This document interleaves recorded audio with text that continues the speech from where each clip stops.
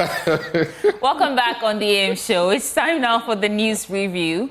And my guest this morning is my intelligence co-host, Benjamin Akako. It's good to have you on as my guest for the news review, Benjamin. It's good to be here. And I want to say something. I want to be up to mischief, but I'm not going to be up to mischief because we were also expecting a gentleman I can see already who's shown up. And when he joins us, I'll flay him, I'll lash him a little.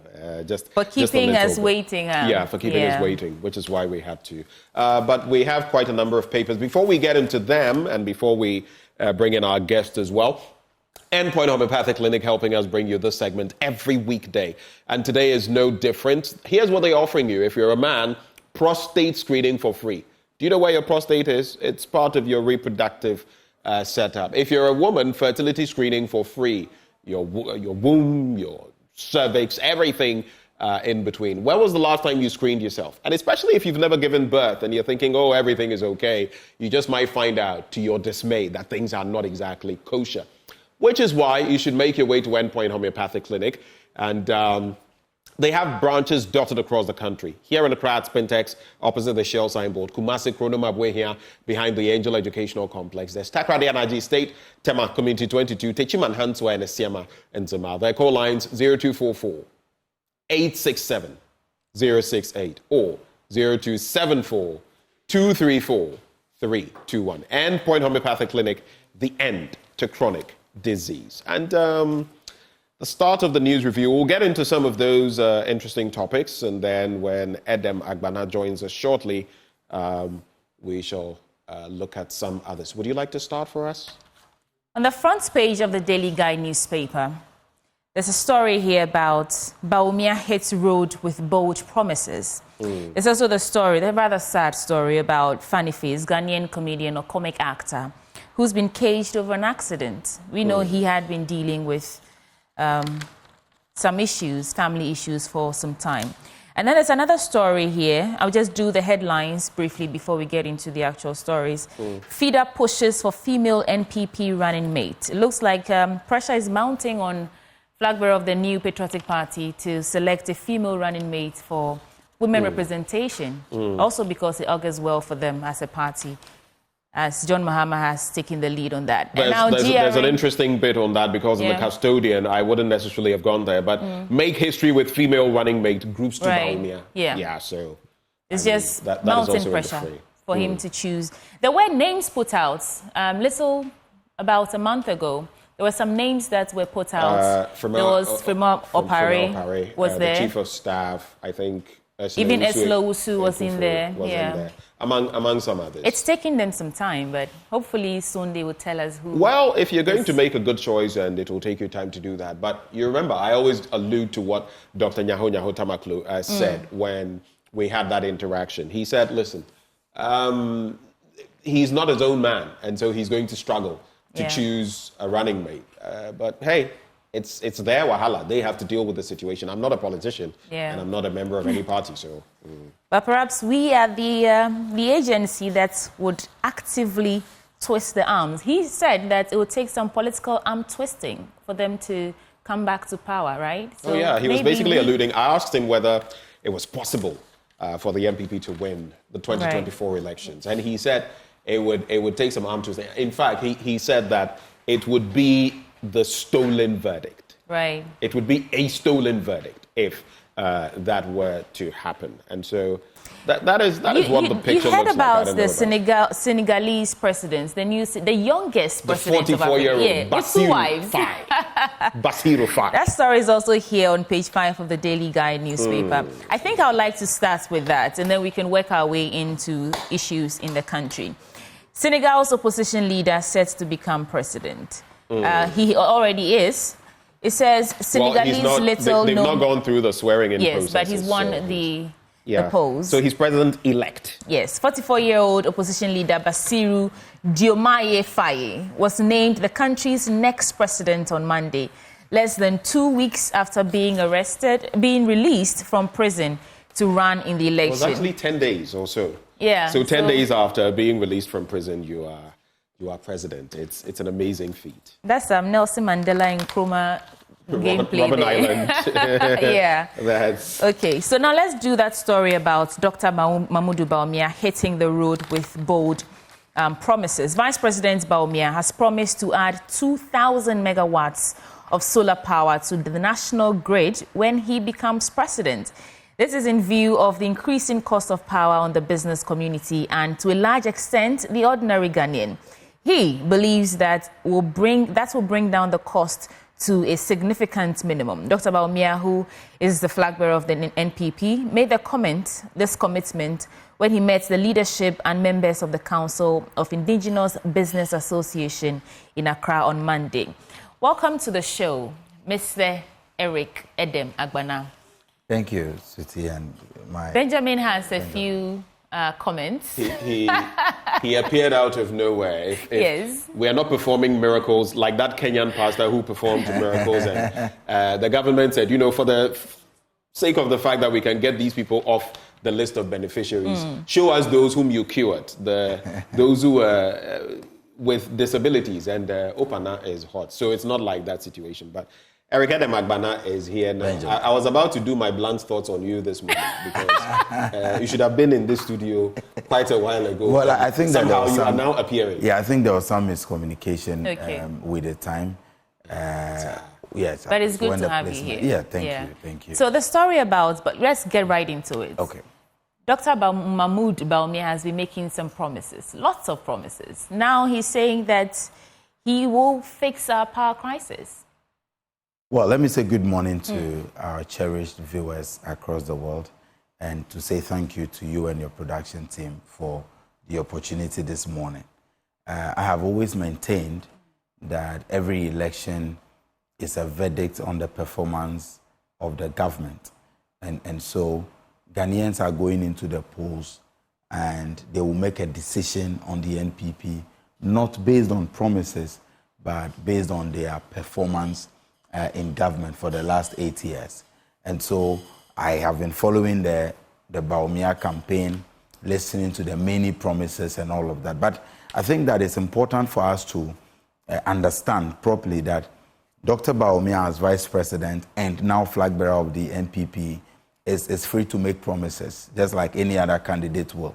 We've had other candidates make promises of dredging the sea in Kumasi and all of that. And so everybody will be making promises.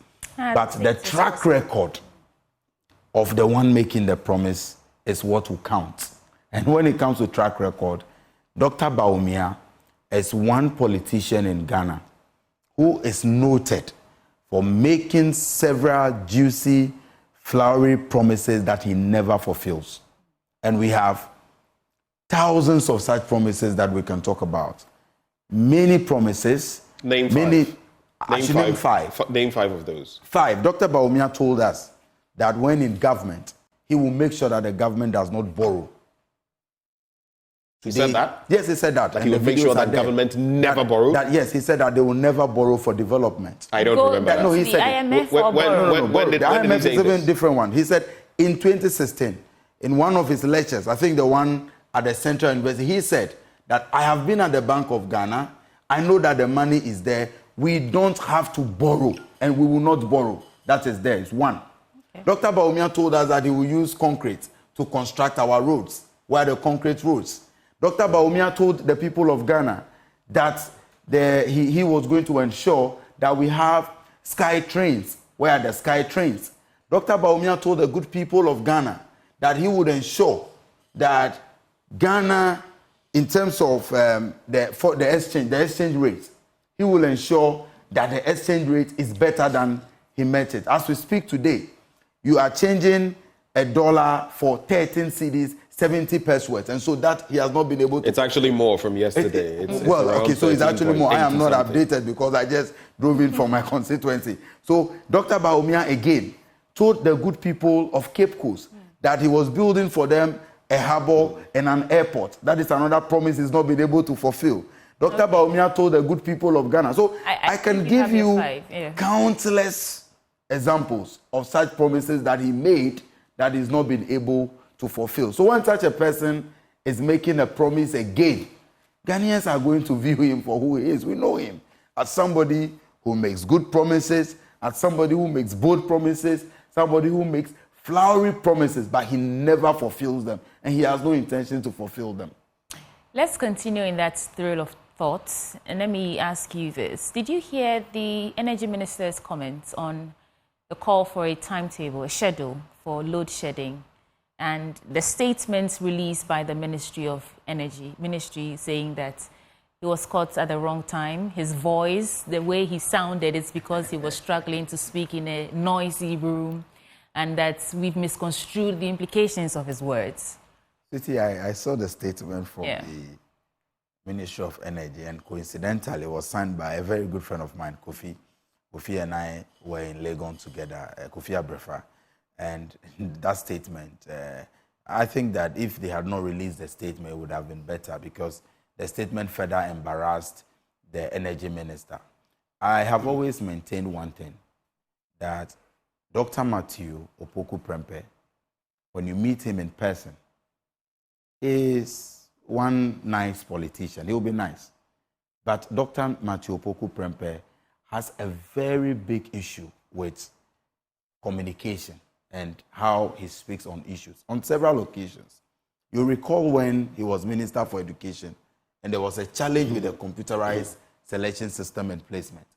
He went on air and said it was John Dramani Mahama who bussed people to the Independence Square to come and agitate. Such an irresponsible statement from the minister at the time. This same man, when he was minister and he appeared on a sister station at Sempa, and he was asked about why government did not include the tidal waves, or when the tidal waves rocked the parts of the Volta region, why government did not include that in their budget. He actually said because the people did not vote for the MPP, he doesn't think that it was proper for them to include them and all of that. The same person, you are Minister for Energy, going around this country, lobbying, going around churches that you want to be named running mate. We have a major issue, power crisis. Instead of you to focus on fixing the problem, you are telling us, the people of Ghana, you look into our face and you tell us to prepare the timetable.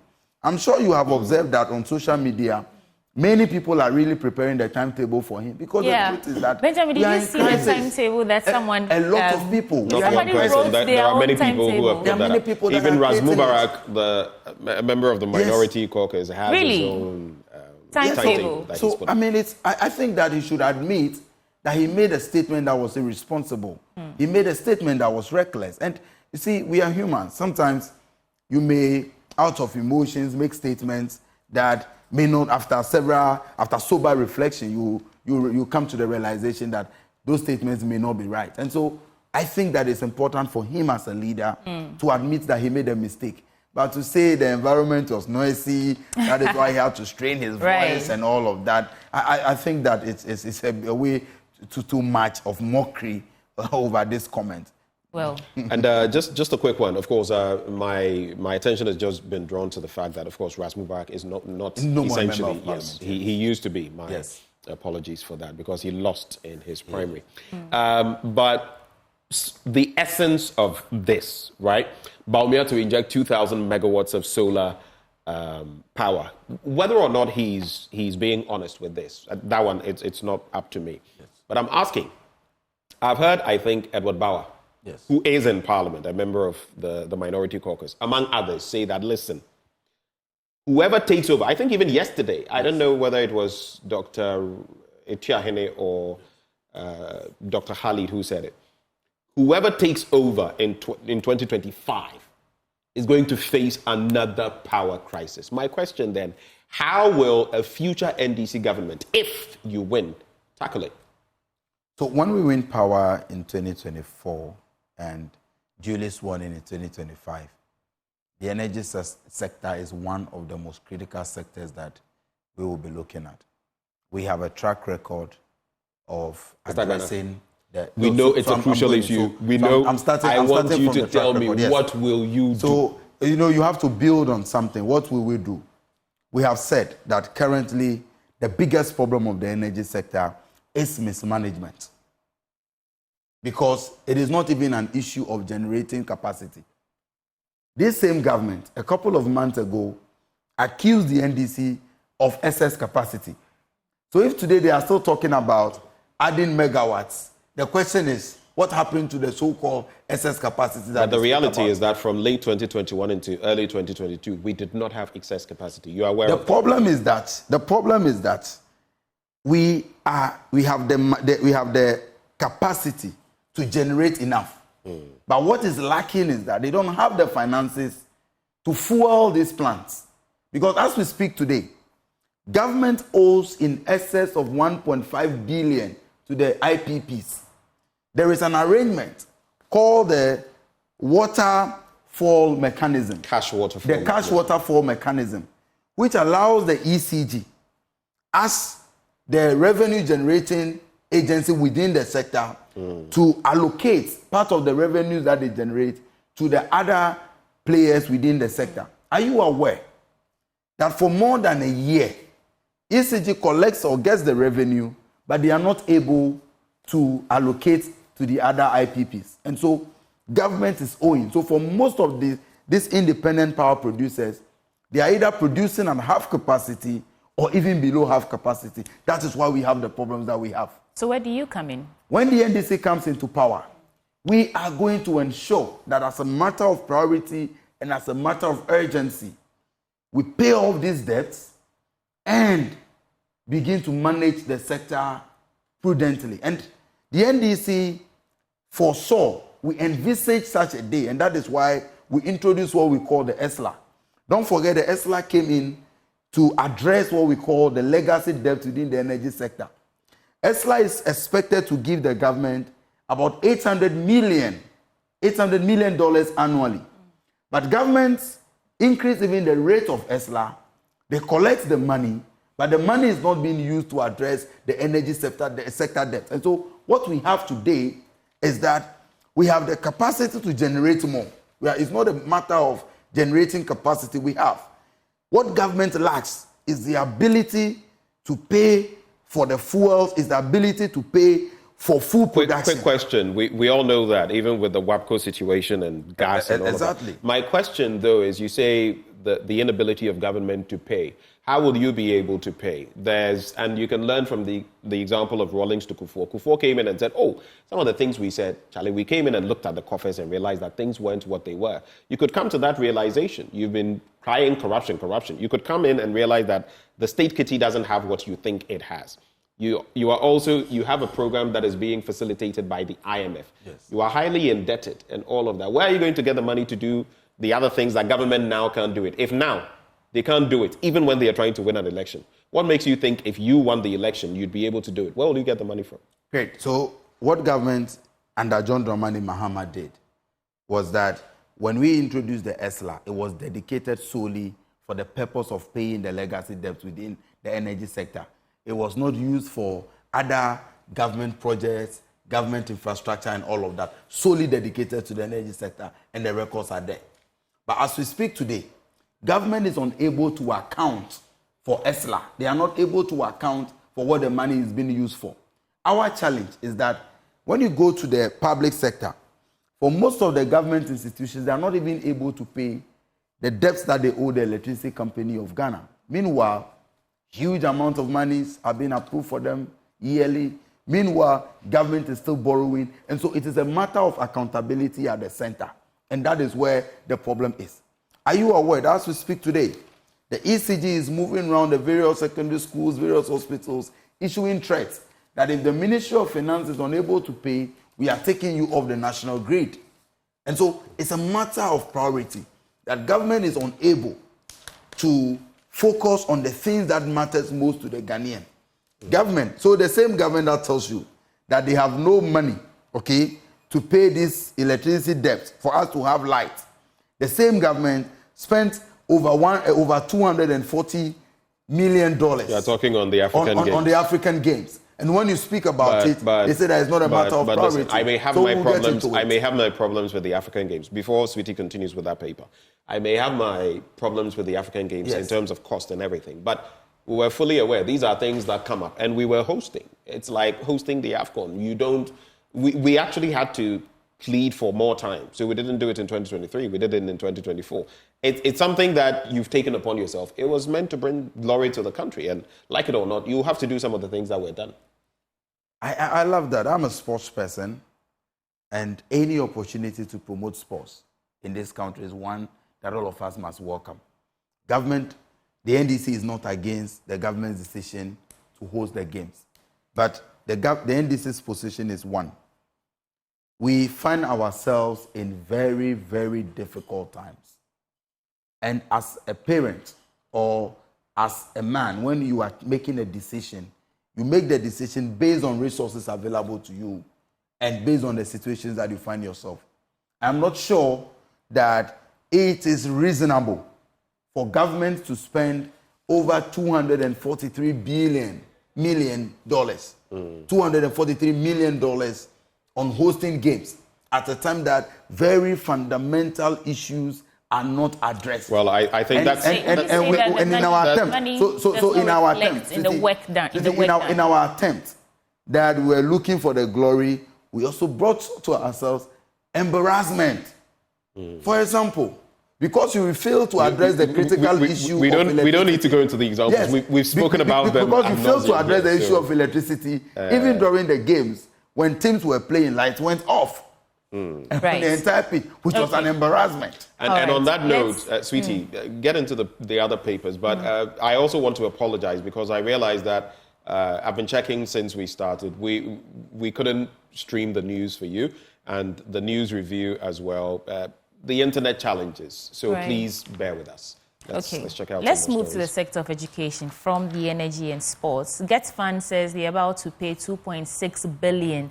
This is a story in the Ghanaian Times newspaper on page 9. It says Get Fund to pay 2.6 billion Ghana cedis to contractors to complete storage projects. In fact, at the launch of the Ghana Smart Schools project, we interviewed the administrator for Get Fund, Dr. Richard Boydie, where he said for the first time that Parliament had approved this budget to pay off contractors in their arrears for over a year or so. And it's a step in the right direction. I think it came on the back of the question that, is this what we need? Because teachers are on strike. There are issues about the quality of food served in senior high schools and all that. And they are saying that they're actually working towards eliminating all these challenges that are faced in our education sector. The Get Fund is a very, very important agency of government. And since 2018, 2019, Get Fund has been mortgaged for several loans. And that is the reason why there are many Get Fund projects that are uncompleted, that have stalled, and we are all hoping that indeed if they pay the 2.6 billion, it should be enough. But I doubt if enough. You know that INAT is threatening to go to demonstrate because they've not uncapped Get Fund. Those are also some issues. So those are the issues. Right. Those are the real issues on the ground. And so these announcements that we have released or we have approved, 2.6 billion, they are welcome. We all want to see the projects completed. When you come to my constituency, there are several Get Fund projects that are not completed. When you go to my senior high school, Mauli School, there are several Get Fund projects that are uncompleted and have been abandoned for several years. When you go to the University of Ghana, there are several Get Fund projects that are uncompleted, abandoned for several years. And so all around the country, we have projects littered around that are Get Fund projects because of this. But my only issue is that the executive director or secretary may have said that these contracts are in arrears for over a year. Yeah. I know for a fact that there are some contractors since 2015, 2016, 2017, projects executed, certificates presented. Get Fund has refused to pay them with the excuse that they don't have the money. I also know many students on Get Fund scholarship, especially those outside this country, whose monthly allowance or whatever is supposed to come from Get Fund doesn't go again because Get Fund tells them that they don't have the money. So I only hope that the 2.6 billion... You're saying because Get Fund tells them they don't have the money. Yes, I have not heard that Get Fund tells them they don't have to.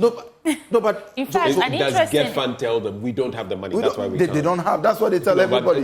So what else is the excuse? You know that puts the people first on. batch of laptops distributed to teachers was sponsored by Get Fund, and even this one student, one tablet initiative, the first 450,000 laptops was sponsored by Get Fund. No, but, so if you say they're telling no, but them, I am telling you that. I am telling you, and I think that sometimes let's move beyond what we see in the papers and do our own investigations. There are many students on Get Fund scholarship outside this country whose allowance, sometimes even their fees delays for several months. Edem, we've had conversations with students in Morocco, I think some parts of Europe I'm happy. Russia. So it's not that we don't Great. know. So but I'm my happy. point I'm is happy that it's you're confirmed stating that that Get Fund is telling them. No, but Get Fund tells them. But when they that's not the contact them, reality. okay, so what excuse does the Get Fund give them? The Get Fund doesn't that tell they are them working on it. Sometimes That they are working on it. You know? Well, I mean, these are just the semantics. But let's quickly get into some other stories Yes. very quickly because of time. We've spoken about Bawumia and the 2,000 megawatts. The Daily Graphic, economy stable, recovery kicks in. I'll be very quick with this. The Minister of Finance, Dr. Mohammed Amin Adam, has assured the public that the country's macroeconomic environment continues to remain stable and signs of economic recovery are emerging. That comes on the back of the government's implementation of the IMF-supported post-COVID-19 program for economic growth. Now, the finance minister said, pay attention here, growth was proving to be more resilient and robust than initially programmed, characterized by declining inflation, a largely stabilized exchange rate, improved gross international reserves position, and a declining rate of accumulation of debt after the debt restructuring exercise. Quick reflection. I mean, the usual. I think that when the economy indeed is stable, when the economy is recovering from the crisis, it must reflect in our pockets. It must reflect in our interaction with the economy. The average Ghanaian, our interaction with the economy is with the issues of transportation. Is the price of or the amount we spend on transportation still stable? Does it keep increasing? These are the issues. How much do we pay for food? What is the standard of living, the cost of living today? And so these are the issues. I think that these things, it is usual for ministers. And I am a student of economics.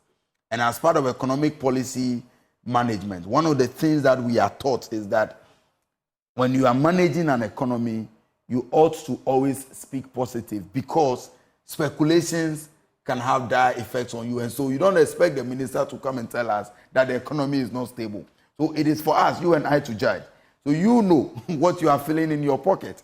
And I'm telling you that for the average Ghanaian, our interaction with the economy, we don't see any recovery.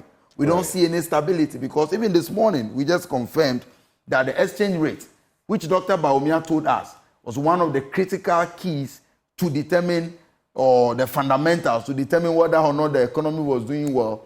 The exchange rate is ballooning as we speak, 13.7. or plus, it's likely to hit 14. Yeah. It's likely to go to 15. If we don't so in a nutshell, what you're saying is... The minister only spoke... What? No. I mean, the reality is that the economy is not recovering. The economy is terrible. Let me just wrap with the Daily Graphic. I'm not doing any more stories, just headlines. A cargo ship hits Baltimore Bridge, bringing it down. I'm sure you followed that story. It must have been scary. Some cars actually fell into the Baltimore River, and then there was a rescue mission. Senegal's president-elect, Bassirou Faye, pledges to fight corruption. I'm all for this man. I hope he dignifies young people because there's a lot of talk about, young people this, young people that. We've even had gray-haired men call young people with beards like me, coconut heads. You know the one I'm speaking about. Katie Hammond, good morning.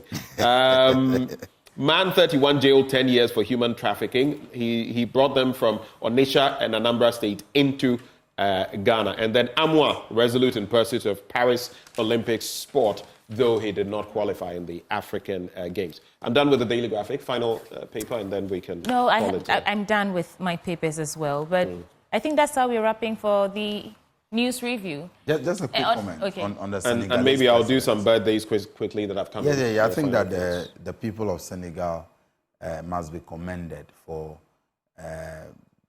doing what I would call very historic. The young man is inspiring. I spent yesterday night trying to listen to him and read his line of philosophies and then his thinking. And I think that he is a promising young man. Wish Senegal very well.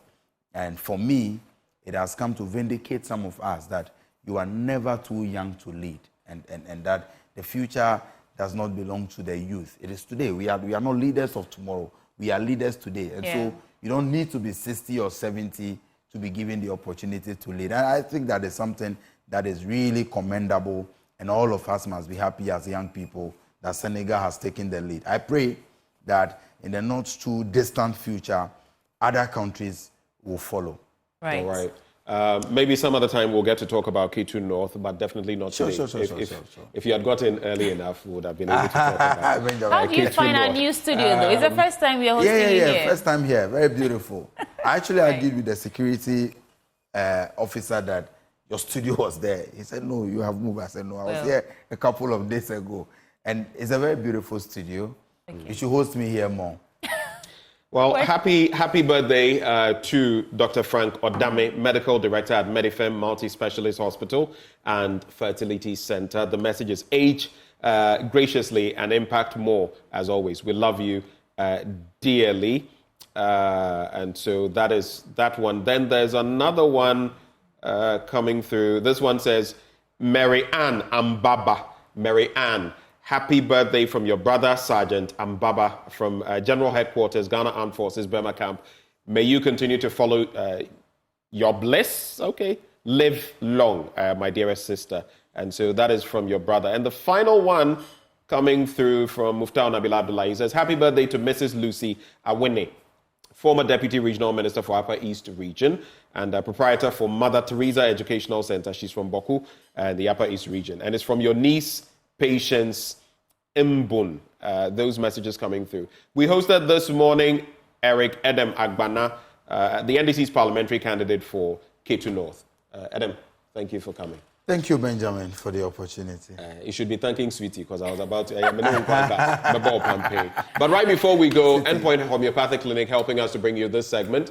They're offering free screening for men for your prostate, free fertility screening for women. Reach out to them at any of their branches here in Accra. Spintex opposite the Shell signboard.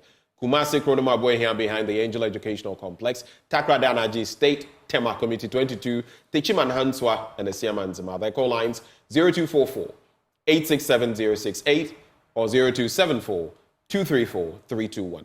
Endpoint Homeopathic Clinic. The end to chronic disease. Bringing us to the end of the news review. Sports is up next. Do stay.